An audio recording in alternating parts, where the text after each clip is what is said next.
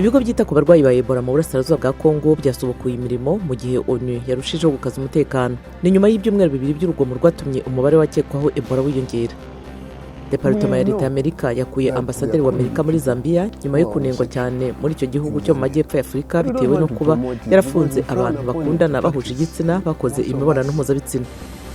Umunya-Cote d'Ivoire Guillaume Soro wahoze ari umuyobozi w'abarwanyaga ubutegetsi akaba na kandida perezida mu matora ya perezida ataha, byari byitezwe ko atahuka mu gihugu kuwa mbere. Yahinduye urugendo ajya muri Ghana nyuma y'uko igihugu cye gitanze impapuro zo kumuta muri yombi.